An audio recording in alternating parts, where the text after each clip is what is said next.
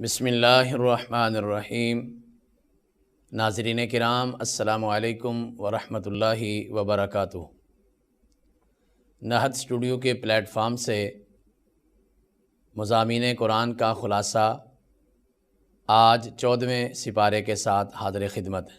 ناظرین کرام، اس سپارے کا آغاز سورہ ہجر سے ہوتا ہے۔ سورہ ہجر قرآن پاک کی ترتیب کے اعتبار سے 15ویں سورت ہے۔ یہ سورت 99 آیات پر مشتمل ہے اور اس سورہ مبارکہ کا نام ہجر کی بستی، جو کہ صالح علیہ السلام کی جو قوم جس علاقے میں رہتی تھی، جو مدینہ سے تقریباً 400 کلومیٹر کے فاصلے پر شمال مشرق میں تھا، اس بستی کے حوالے سے اس کا نام سورہ ہجر رکھا گیا ہے۔ اس سورہ مبارکہ میں تخلیق کائنات کا بھی ذکر ہے، تخلیق انسانی کا بھی ذکر موجود ہے۔ مشرکین مکہ کے بہت سارے الزامات کا جواب بھی دیا گیا ہے۔ ایسے ہی حضرت لوط علیہ السلام کا اور ان کی قوم کا ذکر بھی موجود ہے۔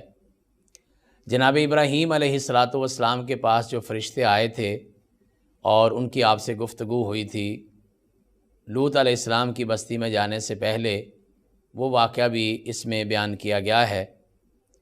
قرآن مجید کی حفاظت بھی اس سورہ مبارکہ میں ذکر کی گئی ہے۔ ایسے ہی علم غیب کے بارے میں اور اللہ تعالیٰ کی غیب کے علم کے بارے میں کچھ چیزیں یہاں شامل کی گئی ہیں، اور اسی سورہ مبارکہ میں صالح علیہ السلام کی بستی کا ذکر اور ان کی تباہی کا ذکر ہے، وہ ہم تفصیل سے کریں گے۔ پھر اس کے بعد آخر میں سورہ ہجر میں 9ویں آیت کے اندر ایک مضمون بتایا گیا، انا نحن نزلنا الذکر وانا لہ لحافظون۔ ناظرین کرام، یہ بات قرآن مجید کے بارے میں کہی گئی ہے کہ یہ ذکر جو ہے یہ ہم نے ہی نازل کیا ہے اور اس کی حفاظت کرنے والے بھی ہم خود ہیں۔ آپ ہم سب جانتے ہیں کہ قرآن مجید اللہ تعالیٰ کی آخری جامع اور مکمل کتاب ہے۔ یہ وہ کتاب ہے جو 114 سورتوں، تقریباً 557 رکوعات اور ایسے ہی 6500 کے قریب آیات، 78,000 تقریباً الفاظ اور 3,23,897 حروف پر مشتمل ہے۔ اس آیت کریمہ میں انا نحن نزلنا الذکر وانا لہ لحافظون ایک بہت بڑی حقیقت اور قرآن مجید کی حقانیت اور رسول اللہ صلی اللہ علیہ وسلم کے زندہ معجزہ کی طرف اشارہ کیا گیا ہے۔ قرآن مجید سے پہلے جتنی بھی کتابیں آئی ہیں، ان کی حفاظت کی ذمہ داری ان کی امتوں کے سپرد تھی۔ ان امتوں نے ان کے ساتھ کوئی اچھا سلوک نہیں کیا، اور وہ کتابیں اپنے اوریجنل ٹیکسٹ پہ کہیں موجود ہی نہیں، بلکہ آج تو دنیا میں خیر ان کی زبان بھی موجود نہیں ہے، لیکن قرآن مجید جو ہے اس کی زبان بھی زندہ ہے۔ تقریباً 2 درجن کے قریب ممالک کے اندر آج بھی قومی زبان کے طور پر بولی جاتی ہے، ساری دنیا کے اندر سمجھی جاتی ہے، پڑھی جاتی ہے، اور قرآن مجید کا ہر حصہ جو ہے وہ محفوظ ہے۔ اور ناظرین کرام، سب سے بڑی بات یہ ہے، ہمارا تو خیر عقیدہ ہے کہ جس چیز کے بارے میں اللہ مالک کائنات فرما دیں کہ ہم اس کی حفاظت کرنے والے ہیں، تو اس کے بارے میں انسانی تجربہ یہی ہے کہ جسے اللہ رکھے اسے کون چکھے۔ اور قرآن مجید کی حفاظت کا اللہ تعالیٰ نے انتظام اتنا زبردست کیا ہے کہ اسے دنیا کی کاغذوں یا تختیوں کا محتاج نہیں رکھا، بلکہ اللہ تعالیٰ نے اسے انسانوں کے سینوں میں محفوظ کر دیا ہے۔ اور یہ بات بھی حقیقت اور بڑی خوشخبری والی ہے کہ ہر آنے والے دن میں پوری دنیا کے اندر حفاظ کرام کی تعداد میں اضافہ ہوتا جا رہا ہے۔ اگر ہمارے پاکستان کے اندر دیکھا جائے تو گزشتہ 20-25 سالوں میں قرآن مجید کے حفظ کے اعتبار سے ایک بہت بڑا ریولوشن آیا ہے، ایک بڑا انقلاب آیا ہے۔ حفاظ کرام کی تعداد کم از کم 3 گنا، یعنی سالانہ تعداد جو ہے وہ 3 گنا ہو گئی ہے، اور اس کی وجہ یہ ہے کہ بہت سارے ایسے تعلیمی ادارے ایسے ہیں جو اپنی اسکولنگ کے ساتھ ساتھ قرآن مجید بھی حفظ کروانا شروع ہوئے ہیں۔ پھر اس کے بعد بلکہ ایون انگلش میڈیم سکولز بھی ایسے ہیں جہاں پہ قرآن مجید جو ہے وہ باقاعدہ حفظ کروایا جا رہا ہے۔ تو یہ اللہ تعالیٰ نے اس کی حفاظت کا اتنا بہترین انتظام کیا ہے جو قرآن مجید کی حقانیت کا واضح ثبوت ہے۔ خدا نہ خواستہ اگر کبھی دنیا کے کاغذات یا دنیا کی تختیوں سے قرآن مجید کو محو بھی کر دیا جائے یا ختم بھی کر دیا جائے تو انشاءاللہ یہ لاکھوں نہیں بلکہ کروڑوں حفاظ کرام کے سینہ میں اپنی پوری حقانیت کے ساتھ موجود رہے گا اور محفوظ رہے گا۔ آج 1400 سال کا عرصہ گزرنے کے بعد قرآن مجید کا ایک ایک حرف موجود ہے، تو پھر ہم یہ کہہ سکتے ہیں کہ انشاءاللہ یہ قیامت تک بھی اسی حفاظت کے ساتھ جاری اور ساری رہے گا۔ حضرات، سورہ ہجر میں اس کی 26 نمبر آیت کے اندر آگے چل کے ایک بڑی اہم بات کی طرف اشارہ کیا گیا ہے، اور وہ ہے تخلیق انسانی، یعنی انسان کی تخلیق کیسے ہوتی ہے۔ اللہ تعالیٰ نے قرآن مجید میں مختلف جگہوں پر اس کا تذکرہ کیا ہے اور فرمایا ہے کہ ہم نے انسان کو مٹی سے پیدا کیا۔ کبھی خشک مٹی کا ذکر ہوا، کبھی کھنکھناتی اور کھڑکھڑاتی مٹی کا ذکر ہوا، کبھی چکنی مٹی کا ذکر ہوا۔ یہ مٹی کے مختلف مراحل ہیں۔ ایکچوئل یہ ہے کہ اللہ تعالیٰ نے فرشتوں کو حکم دیا کہ وہ زمین سے مٹی لے کر آئیں۔ فرشتے جب زمین سے مٹی لے کر گئے تو اس میں مختلف قسم کے مٹی کے اجزاء شامل تھے، یعنی مٹی کے وہ حصے بھی شامل تھے جن کا رنگ سرخ تھا، وہ حصے بھی شامل تھے جس کے اجزاء جو ہے وہ سفید تھے، کچھ ایسے بھی تھے کہ جن کا رنگ جو ہے وہ سیاہ تھا، اور بالکل اسی طرح ہی پھر انسانوں کے اندر جو کلر ہے وہ اسی طرح سے آیا ہے۔ پوری دنیا کے اندر انسانوں کے اندر تقریباً یہ 3 رنگ ہی چلتے ہیں غالب، یعنی سفید رنگ ہے، اسی طرح سے سرخ رنگ ہے اور کالا رنگ ہے، اور یہ انہی مٹی کے اجزاء کے جو مختلف اثرات ہیں اس کے مطابق ایسا ہوا ہے۔ پھر اس کے بعد یہ ہے کہ اس مٹی میں کچھ اجزاء ایسے بھی شامل تھے جو انتہائی سخت حصے سے تعلق رکھتے تھے زمین کے، اور کچھ نرم اور زرخیز حصے سے تعلق رکھتے تھے۔ اللہ تعالیٰ نے اس مٹی سے حضرت آدم علیہ السلام کو تخلیق کیا، اور پھر اس کے بعد جو ہے وہ اس کے اندر روح پھونکی، انسان تیار کیا، اور وہ ساری کہانی جو ہم قصہ آدم و ابلیس میں پڑھ چکے ہیں، پھر فرشتوں کو حکم دیا کہ ان کو سجدہ کریں، اور پھر ابلیس نے انکار کر دیا، باقی فرشتوں نے سجدہ کیا۔ اللہ تعالیٰ نے آدم علیہ السلام کو اس کائنات کی یا ان کی نسل کو، پوری انسانیات کو اس کائنات کی بہترین مخلوق قرار دیا، اور پھر اس کے بعد انسانوں کا جو بنیاد ہے انسانوں کی، وہ یقیناً آدم علیہ السلام ہے۔ اسی لیے قرآن مجید اکثر یہ کہتا ہے کہ خلقکم من نفس واحدہ، آپ کو ایک ہی جان سے پیدا کیا ہے۔ باقی سلسلہ تو اس کے بعد چلا ہے، عمومی سلسلہ بلا شبہ یہ والدین کا ہے۔ والدین کے سلسلے میں انسان کی تخلیق کا جو مرحلہ ہے وہ رحم مادر سے شروع ہوتا ہے، پھر اس کے بعد وہاں پر بھی انسان کی 4 مہینے کے بعد اس کی باڈی مکمل کی جاتی ہے، اور پھر اس کے اندر روح پھونکی جاتی ہے، اس کی غذا کا لکھا جاتا ہے، اس کی موت کا لکھا جاتا ہے، اس کی قسمت کا لکھا جاتا ہے، اس کی زندگی کی تفصیلات لکھی جاتی ہیں، اور پھر بچہ جب اس دنیا میں آتا ہے وہ زندگی کی مختلف مراحل طے کرتا ہے، جس میں بچپن بھی ہے، لڑکپن بھی ہے، جوانی بھی ہے، پھر اس کے بعد بڑھاپا بھی ہے۔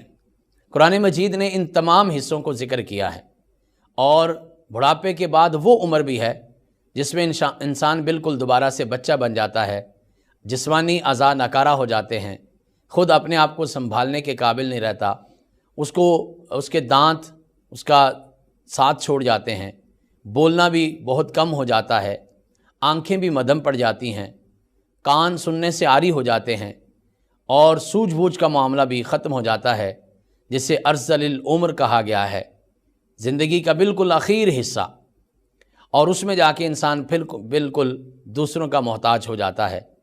اور اسی لیے شاید رسول اللہ صلی اللہ علیہ وسلم عمر کے اس حصے سے پناہ مانگا کرتے تھے۔ اللہ تعالی ہمیں اپنی زندگی کے ہر حصے میں کسی بھی دوسرے انسان کی محتاجی سے محفوظ رکھے اور صحت ایمان کے ساتھ لمبی عمر عطا فرمائے۔ اسی سورہ مبارکہ کی آیت نمبر 90 کے اندر یعنی آگے چل کر واقعہ بیان ہوا ہے اصحاب الحجر کا۔ یہ ہجر جیسا میں نے سورہ ہجر کے تعارف میں بتایا، وہ بستی ہے کہ جہاں پہ حضرت صالح علیہ السلام کی قوم آباد تھی۔ یہ صالح علیہ السلام کی قوم جس کا نام سمود تھا، یہ اصل میں ان سے پہلی قوم عاد کی ہی ایکسٹینشن تھی۔ عادیوں کو تباہ کر دیا گیا، اور اس کے بعد جب یہ نئی نسل آئی تو آہستہ آہستہ انہوں نے بھی انہی کی ڈگر اختیار کر لی۔ یہ شرک کرنے لگ گئے، بتوں کی پوجا کرنے لگ گئے۔ ان کو بھی اللہ تعالیٰ نے بڑے قد کاٹ اور بڑی طاقت عطا کی تھی۔ پہاڑوں کو توڑ توڑ کے ان کے اندر اپنے گھر بناتے تھے اور دیگر صنعت جو ہے وہ اسی طرح سے چلاتے تھے۔ صالح علیہ السلام جو کہ حضرت ابراہیم علیہ السلام کی نسل میں سے ہیں، ان کو ان کی طرف بھیجا گیا اور انہوں نے ان کو آ کے اللہ کی دعوت دی۔ اس قوم نے ان کے ساتھ بھی وہی سلوک کیا جو عام طور پر امتیں انبیاء کرام کے ساتھ کرتی آئی ہیں۔ ان کو ماننے سے انکار کیا، ان پر الزامات لگائے، ان کو دھمکیاں دیں، ان کو اپنے علاقے سے نکالنے کی سازشیں کی، حتیٰ کہ ان کو قتل کرنے کے منصوبہ جات بھی تیار کیے گئے۔ ناظرین کرام، یہ اگر آپ ساری سٹوری دیکھیں انبیاء کرام کی تو اس میں تقریباً چیزیں جو ہیں وہ سملر ہمیں نظر آتی ہیں، ایک ہی جیسی نظر آتی ہیں۔ قوموں کا سلوک جو ہے وہ انبیاء کرام کے ساتھ تقریباً ایک جیسا ہی رہا ہے، لیکن ایک فرق اپنے ذہن میں رکھیے گا۔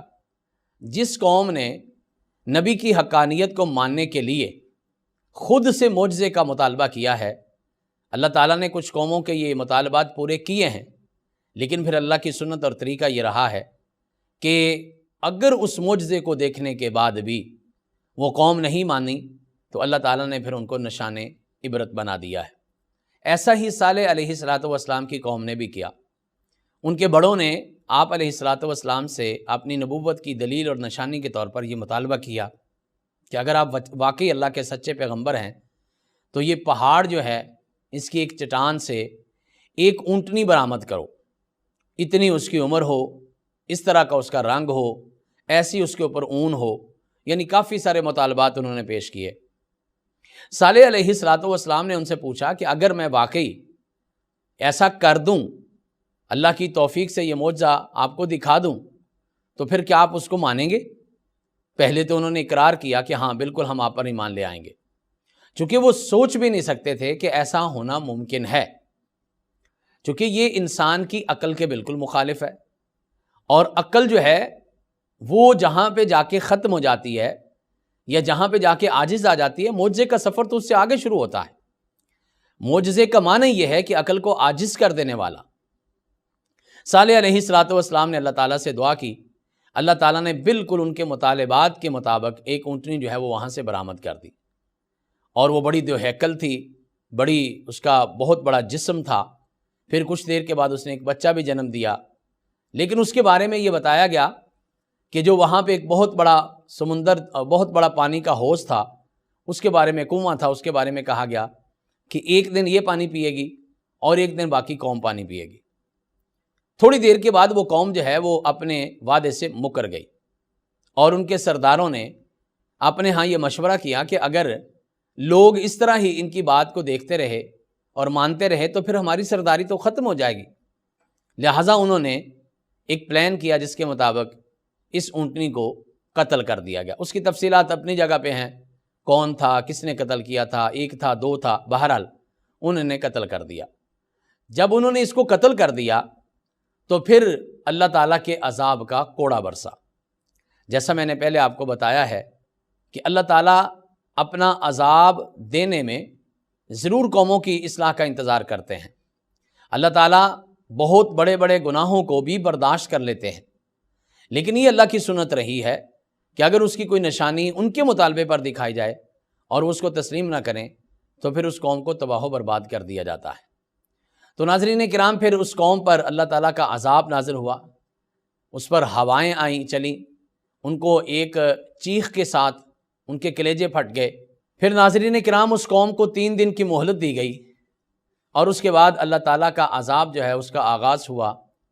پہلے ان کے چہرے جو ہیں وہ زرد ہو گئے، پھر ان کے چہرے سرخ ہو گئے، پھر تیسرے دن ان کے چہرے جو ہیں وہ سیاہ ہو گئے، پھر ان کی موت کا سلسلہ جو ہے وہ زلزلہ آیا، موت کا سلسلہ شروع ہو گیا اور اس قوم کو تباہ و برباد کر دیا گیا، اور آنے والی قوموں کے بارے میں، آنے والی اقوام کے بارے میں کے لیے اس کو نشان عبرت بنا دیا گیا۔ ناظرین کرام، یہ جو اونٹنی اللہ تعالیٰ نے معجزے کے طور پر دکھائی تھی، یہ اس قوم کی بہت بڑی آزمائش تھی، اور اس پورے واقعے میں اللہ تعالیٰ نے یہ ثابت کیا ہے کہ اللہ تعالیٰ کچھ بھی کرنے پر قادر ہے۔ یہ بھی ثابت کیا ہے کہ اللہ تعالیٰ اپنے بندوں کی ہر طرح سے مدد فرماتے ہیں۔ انہوں نے بے شک جتنا مرضی مطالبہ کیا تھا، لیکن اللہ تعالیٰ نے وہی معجزہ ان کے مطابق حضرت صالح علیہ السلام کو عطا کیا۔ یہ بھی ثابت کیا کہ جو قومیں اس طرح بغاوت کا راستہ اختیار کرتی ہیں، اس کو کس طرح نیست و نابود کر دیا جاتا ہے۔ یہ بھی ثابت کیا گیا کہ بالآخر جو ہے وہ اللہ کے ماننے والے اور صبر کرنے والے لوگ ہی باقی بچتے ہیں۔ ناظرین کرام، اس کے بعد اس سپارے میں سورۃ النحل موجود ہے۔ سورۃ النحل 128 آیات پر مشتمل ہے اور موجودہ ترتیب کے اعتبار سے یہ 16ویں سورت ہے۔ اس سورہ مبارکہ میں اللہ تعالیٰ کی توحید کے دلائل بھی موجود ہیں، نبی کریم علیہ السلام کی نبوت کے بارے میں بھی دلائل پیش کیے گئے ہیں، اور بالخصوص نبی کریم علیہ السلام کی نبوت پر جو مشرکین اعتراضات کرتے تھے ان کا رد بھی کیا گیا ہے۔ اسی طرح سے قرآنی تعلیمات کے اوپر یا قرآن مجید کے بارے میں جو ان کے اشکالات تھے اس کو بھی دور کرنے کی کوشش کی گئی ہے۔ یہ وہی سورہ مبارکہ ہے جس میں اللہ تعالیٰ نے ایک ایسی آیت نازل کی ہے، ان اللہ یامرکم بالعدل والاحسان وایتاء ذی القربی وینہی عن الفحشاء والمنکر والبغی۔ اس میں اللہ تعالیٰ نے 3 کام کرنے کا حکم دیا ہے اور 3 کام کرنے سے منع کیا ہے۔ بہت سارے مفسرین کا خیال یہ ہے کہ یہ آیت مبارکہ جو ہے یہ پورے کے پورے دین کا نچوڑ اور خلاصہ ہے۔ اس لیے نبی کریم علیہ السلام خطبات جمعہ میں یا عام خطبات میں اس آیت کریمہ کو تلاوت کیا کرتے تھے۔ اس سورہ مبارکہ کے اندر اللہ تعالیٰ نے باقی صورتوں کی طرح 4 بنیادی مضامین، جیسا میں نے آپ کے سامنے پیش کیا، 4 بنیادی مضامین جو ہیں اسی پر بات کی ہے، توحید پر، رسالت پر اعتراضات کے جواب، قرآن مجید کی حقانیت پر مختلف قسم کی باتیں جو ہیں وہ اس سورہ مبارکہ میں شامل ہیں۔ ناظرین کرام، اس سورہ مبارکہ میں اللہ تعالیٰ نے آگے بڑھ کر جو اس کی 30 نمبر آیت ہے اس میں جنت کا تذکرہ کیا ہے۔ جنت قرآن مجید کا بڑا امپورٹنٹ اور بڑا لینتھی ٹاپک ہے۔ چند ایک مضامین جس پہ قرآن پاک نے تفصیل سے بات کی ہے اس میں جنت بھی ایک ہے۔ فرمایا کہ وہ مومنوں کا، اللہ کے نیک بندوں کا ٹھکانہ ہے۔ فرمایا کہ وہاں پہ انسانوں پر جوانی ہوگی، بڑھاپا نہیں ہوگا، خوشی ہوگی، غم نہیں ہوگا، زندگی ہوگی، موت نہیں ہوگی، اور وہاں پر انسانوں کے لیے اللہ تعالیٰ کی رضا ہوگی، اس کی ناراضگی نہیں ہوگی۔ انسانوں کو من چاہی نعمتیں وہاں پہ عطا کی جائیں گی، جو چاہیں گے سو کھائیں گے، جو چاہیں گے سو پہنیں گے، جو چاہیں گے سو دیکھیں گے، باغات ہوں گے اور نہریں چل رہی ہوں گی، اور وہاں پہ اللہ تعالیٰ ان کے باقاعدہ طور پر ملازم جو ہیں غلمان کی شکل میں ان کے سامنے پیش کریں گے۔ ایسے ہی ان کے لیے لائف پارٹنرز جو ہیں وہ بڑے خوبصورت شکل میں ہوں گے، اور وہاں پہ انسانوں کے لیے سکون ہی سکون ہوگا۔ اور سب سے بڑی بات یہ ہوگی کہ اس جنت میں ہمیشہ ہمیش کے لیے داخل کیا جائے گا۔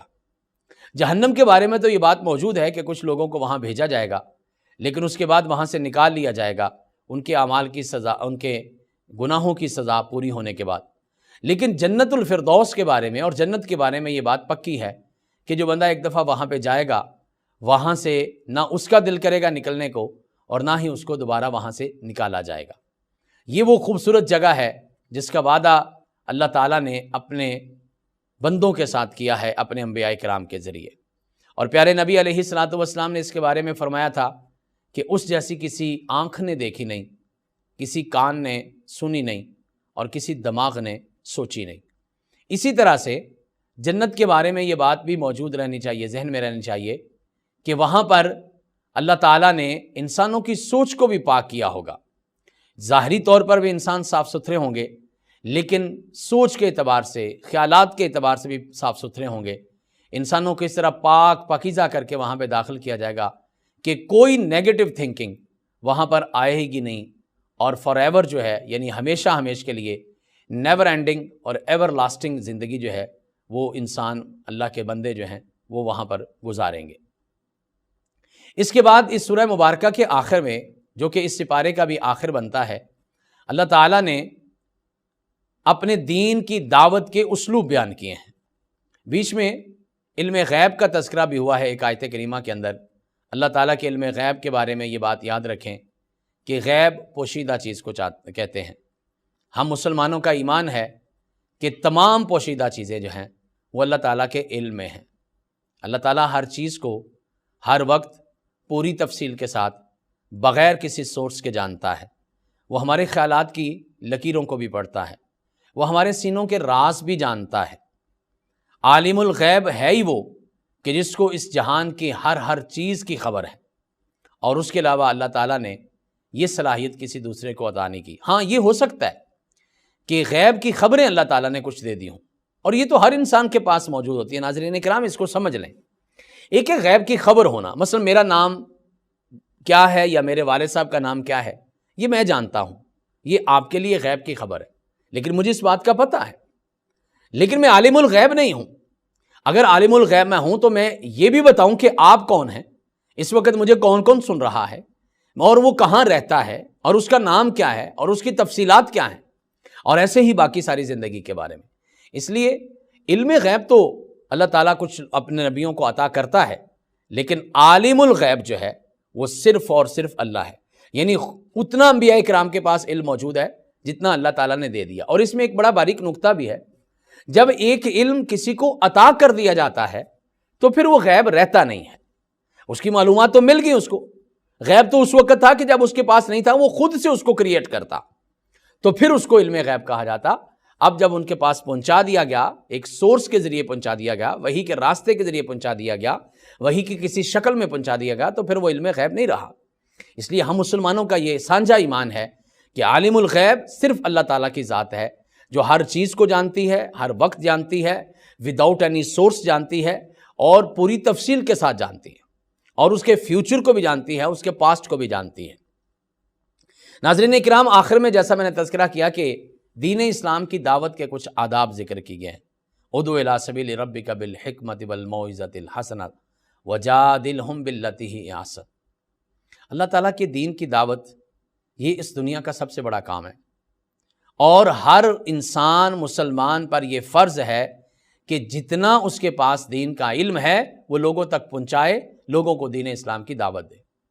پیارے نبی علیہ الصلوۃ والسلام اس کے بارے میں فرمایا کرتے تھے کہ بلغوا عنی ولو آیہ، ایک آیت بھی اگر آپ کے پاس موجود ہے تو آگے پہنچائیے۔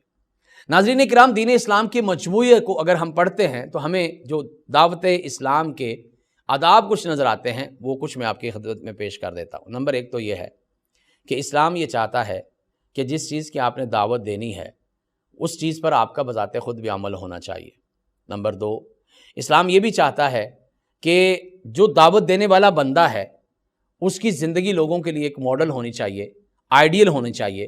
انبیاء کرام کے بعد کوئی گناہوں سے پاک نہیں ہو سکتا، غلطیاں انسان کی زندگی کا حصہ ہیں، لیکن ٹو ایوری پاسبل ایکسٹینٹ، ہر ممکن حد تک اس دعوت دین کا کام کرنے والے کو چاہیے کہ وہ اپنی زندگی کو پاکیزہ بنائے۔